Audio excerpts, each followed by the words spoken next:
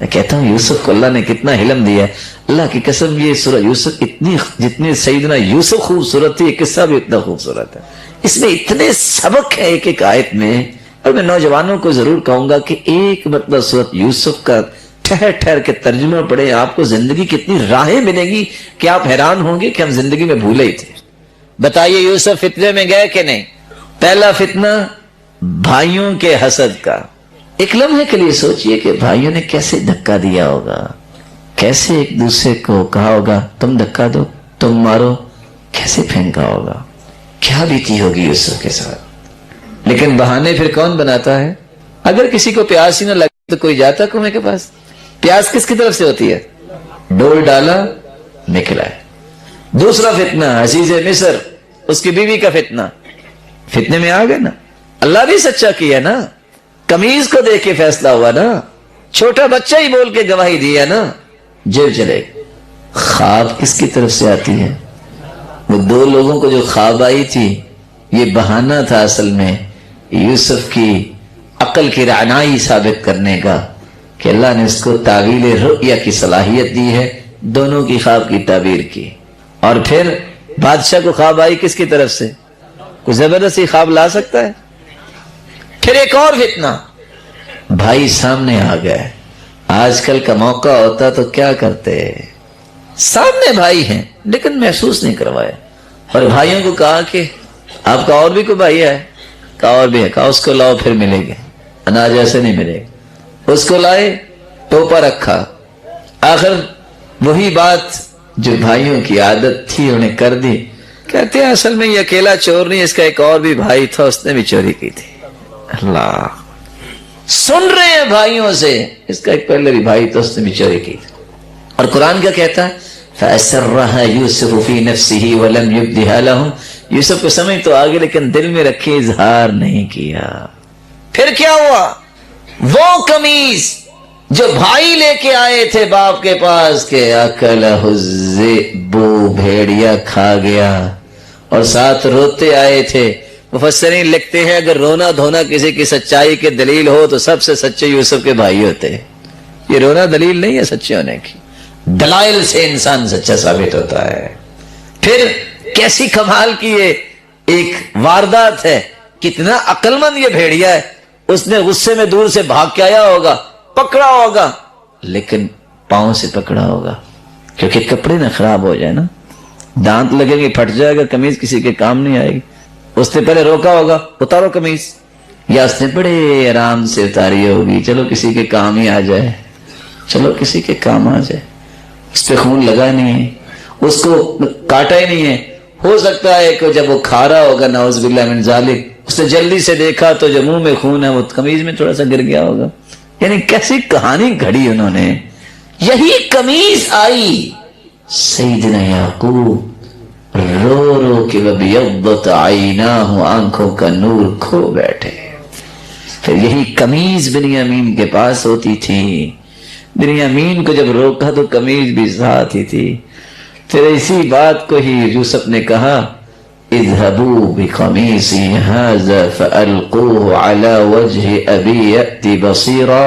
یہ قمیض میرے ابا کے پاس لے جاؤ، اللہ اس کی نظروں کو واپس لائیں گے. اسی قمیض سے آنکھوں کا نور گیا، وہی قمیض آئی تو آنکھوں کا نور آ گیا. چیز ایک ہی ہے، بہانے کون بناتا ہے؟ جب بھائیوں کو یہ پتا چل گیا، اور پتا کب چلا؟ جب یوسف نے کہا هل علمتم ما فعلتم بيوسف، جانتے ہو تم نے یوسف کے ساتھ کیا کیا؟ کیونکہ ان کو ہی پتا تھا، یا اللہ کو پتا تھا یا یوسف کو پتا تھا. کہتے اِنَّكَ لَأَنْتَ يوسف، تم کیا یوسف تو نہیں؟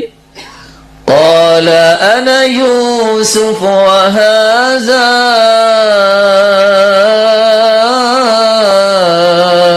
اخي قد من الله علينا انه من يتقي ويصبر فإن الله لا يضيع أجر المحسنين. میں یوسف ہوں، یہ میرا بھائی بنیامین ہے، اور یاد رکھنا جو تقوی اختیار کرتا ہے صبر کرتا ہے آزمائش پہ فتنے پہ فإن اللہ لا یضیع اجر المحسنین اللہ پھر رسول اللہ صلی اللہ علیہ وسلم نے جنت کی باتیں بیان کی ہیں، کوئی جنت میں کس طرح جائے گا، کوئی پل صراط سے کس طرح گزرے گا، لیکن کچھ لوگوں کا تذکرہ کیا ہے جن کے لیے جنت کے 8 دروازے کھول دیے جائیں گے۔ اذا صلت المرأة خمسها وصامت شهرها وأطاعت زوجها وحفظته في نفسها وماله قیل لها ادخل الجنة من أي باب شئت۔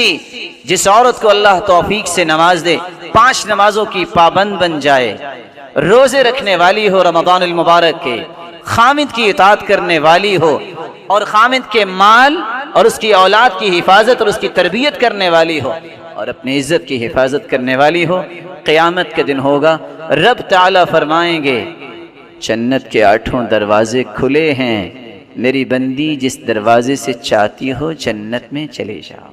لیکن اگر یہ نماز نہیں، اگر دین نہیں، کبھی سکون اور خوشی کی خواہش نہ کرنا۔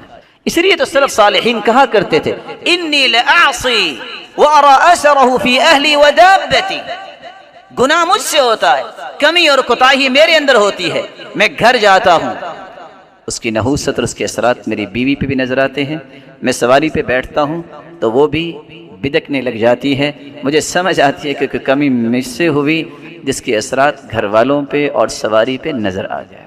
دوسرا اصول، مرد کی ذمہ داری یہ ہے کہ وہ گھر کے معاملات میں خرچ کرتے وقت کانسیپٹ یہ رکھے عبادت ہے، بہت بڑا اجر ہے، احسان نہیں، کیونکہ آپ نے جب نکاح کیا تو کہا تھا، ویسے تو آج کل مولانا صاحب کو لایا جاتا ہے کہ نکاح کے چند کلمے پڑھائے، ویسے نکاح تو یہی ہے کہ باپ کہہ دے کسی کو اوجبت علیک کہ میں اپنی بیٹی کی ذمہ داری آپ کے سر پہ رکھتا ہوں، وہ کہتا ہے قبل تو میں نے قبول کیا اور نکاح ہو گیا۔ رسول اللہ صلی اللہ علیہ وسلم کی 2 حدیثیں اگر امت کو سمجھ آ جائیں، دعویٰ نہیں، 30% ڈائیورس کے کیسز ختم ہو جائیں۔ پہلی روایت، ما اطعمت زوجتك فهو لك صدقہ وما اطعمت ولدك فهو لك صدقہ وما اطعمت خادمك فهو لك صدقہ وما اطعمت نفسك فهو لك صدقہ۔ تم جو اپنی اہلیہ کی جائز ضرورت کے لیے خرچ کرتے ہو، جو تم بچوں کی پرورش پہ خرچ کرتے ہو، بھلے وہ لالی پاپ سے لے کے اس کو گاڑی لے کر دیتے ہو کہ میرا بیٹا پڑھے گا، تم اپنے خادم کی تنخواہ اور مشاہرے پہ خرچ کرتے ہو، یا اپنے اوپر خرچ کرتے ہو کہ اللہ میں یہ کھانا اس لیے کھا رہا ہوں طاقت ملے گی دین کی اور خدمت کروں گا، مسلمانوں کے لیے اور خیر خواہی کے پہلو پیش کروں گا، ان 4 مدات میں ملینز اور بلینز آپ نے خرچ کیے، قیامت کے دن جب یہ رجسٹرڈ کھلیں گے، حدیث میں آتا ہے 99 رجسٹر انسان کے حسابات کے کھلیں گے، ان رجسٹروں میں یہ بھی لکھا ہوگا کہ ان 4 مدات میں جو بلینز خرچ ہوئے ہیں اس سارے کا سارا صدقہ لکھا ہوگا۔ اور دوسری روایت صحیح مسلم کی روایت ہے، آج ہمارے پاس سوالات آتے ہیں، فتویٰ آتا ہے، کیا کریں، وجہ کیا، بس یہ کیا کریں، گھر کے اخراجات ہی پورا نہیں کرتا۔ رسول اللہ صلی اللہ علیہ وسلم نے فرمایا دینار انفقته فی سبیل اللہ ودینار تصدقت به على مسکین ودینار انفقته فی رقبہ ودینار انفقته على اہلک۔ 4 دیناروں کا تذکرہ کیا، ایک اللہ کی راہ میں تم دینار دیتے ہو، ایک مسکین پہ خرچ کرتے ہو، ایک گردن آزاد کرنے کے لیے خرچ کرتے ہو۔ بھلا یہ چھوٹے پرپس ہے؟ مسکین پہ خرچ کرو گے دل نرم ہوگا، قیامت کو یتیم کی کفارت کرنے والا اللہ کے رسول کے ساتھ اس طرح ہوگا۔ گردن آزاد کرنا کوئی معمولی کام ہے، اللہ کی راہ میں دینا کوئی معمولی کام ہے۔ اور 4تھا دینار بیوی پہ خرچ کرنا۔ حدیث کیا کہتی ہے؟ اعظم اجرا الذي انفقته على اہلک۔ جب قیامت کے دن ان 4 دینار کا فائدہ نتیجہ سامنے آئے گا تو سب سے زیادہ اجر اس دینار کا لکھا ہوگا جو تم نے اپنی بیوی پہ خرچ کیا۔ اگر یہ 2 حدیثیں مسلمان مردوں کو یاد ہو جائیں تو ان کے گھروں میں بہت سارا سکون اور خوشی جمع ہو سکتی ہے۔ اس کے مقابلے میں عورت کو کیا کرنا چاہیے؟ عورت کی ذمہ داری ہے کہ جب وہ اپنے معاملات کو عبادت سمجھ کے کر رہا ہے یہ اس کی خدمت میں کمی نہ کرے۔ رسول اللہ صلی اللہ علیہ وسلم کے پاس حسین ابن محصن کی پھپھو تشریف لاتی ہیں اور آ کے سوالات کرتی ہیں۔ آپ صلی اللہ علیہ وسلم نے سوال کیا، اذات زوج انت، شادی شدہ ہو؟ قالت نعم، جی ہاں۔ قال این انت منہ، اپنے خامند کی خدمت کیسے کرتی ہو؟ تو صحابی نے جواب دیا، ما آلوہ الا ما عجزت عنہ، میں نے آج تک اس کی خدمت میں کمی نہیں کی، میں عاجز تو آ جاتی ہوں لیکن خدمت میں کبھی کمی نہیں کرتی۔ کائنات میں سب سے مہنگی بیٹی سیدہ فاطمہ رضی اللہ عنہا و ارضاہا، اللہ کی رسول نے زندگی کے کس طرح ایٹیکیٹس اور مینر سکھائے۔ جب وہ سیدنا علی رضی اللہ تعالی عنہ کے پاس گئیں، شادی ہوئی تو کیا کہتی ہیں؟ راوی کہتے ہیں فجرت بالرحا۔ میں اس حدیث کو مکمل کر کے بات کو ختم کرنا چاہوں گا۔ آٹا پیسنے کے لیے چکی خود چلاتی ہیں، حتی اثرت بیدہا، حتی کہ ہاتھوں پہ نشان بن گئے۔ آج کیا ہوتا ہے؟ فلاں کے ابا آج آٹا نہیں ہے، ایک کی بجائے 10 بوریاں گھر میں آ جاتی ہیں، پھر بھی نہ شکریہ ہوتی ہے۔ واستقت بالقرب، گھر میں پانی کا بندوبست نہیں، مشکیزہ اٹھاتی، چشمے سے پانی بھرتی، اپنی کمر پہ اپنے کندھے پہ اٹھا کے لاتی، حتی اثرت بنحریہا، کندھے پہ نشان بن گئے۔ آج اللہ تعالیٰ کی نعمتیں دیکھیے، جس گھر میں جس کمرے میں جائیے ہاٹ اینڈ کولڈ، دو سسٹم، پھر بھی اللہ کا شکر نہیں۔ وقمنت البیت، گھر کی صفائی خود کرتی، حتی غبرت ثیابها، لباس گرد آلود ہو جاتا۔ واوقدت القدر، ہنڈیا خود پکاتی، حتی دکنت ثیابها، اس وقت تو یہ گیس، یہ اوون اور نہ جانے کیا کیا سلسلے آ گئے نہیں تھے، کس طرح وہ پکاتی ہوں گی؟ دھوئیں کی وجہ سے لباس متاثر ہو جاتا۔ زوجین نے مشورہ کیا کہ اللہ کے رسول صلی اللہ علیہ وسلم کے پاس غلام بھی آئے ہیں، لونڈیاں بھی آئی ہیں، چلو گزارش کرتے ہیں جہاں بقیہ مسلمانوں کو غلام اور لونڈی دی گئی ہے ہمیں بھی دے دے، ہمارے گھر کے بھی معاملات آسان ہو جائیں۔ سیدہ عائشہ طاہرہ مطہرہ رضی اللہ عنہا کے پاس پہنچے، اللہ کے رسول صلی اللہ علیہ وسلم گھر میں نہیں تھے، قصہ بیان کیا، واپس آ گئے۔ جب اللہ کے رسول صلی اللہ علیہ وسلم تشریف لائے، فوراً اپنی بیٹی کے گھر آئے، غلام لے کے اور لونڈی لے کے نہیں آئے۔ کیا کہا؟ الا ادلکما علی خیر مما سألتما، بیٹا جو تم نے طلب کیا ہے میں اس سے اچھی بات نہ آپ کو بتا دوں؟ کہا کیوں نہیں؟ اذا اخذتما مضاجعکما فسبح 33 واحمد 33 وكبر 34 فذلكما خير لكما من خادم، جب کام کر کے تھک جاؤ بستر کی طرف جاؤ تو 33 مرتبہ سبحان اللہ کہہ دینا، 33 مرتبہ الحمدللہ کہہ دینا، 34 مرتبہ اللہ اکبر کہہ دینا۔ خادم کام تو کر سکے گا لیکن تمہارے جسم میں تر و تازگی تو نہیں آئے گی۔ یہ تم پڑھ کے سو جاؤ گے، تھکاوٹ بھی دور ہو جائے گی اور جسم دوبارہ سے تر و تازہ بھی ہو جائیں گے۔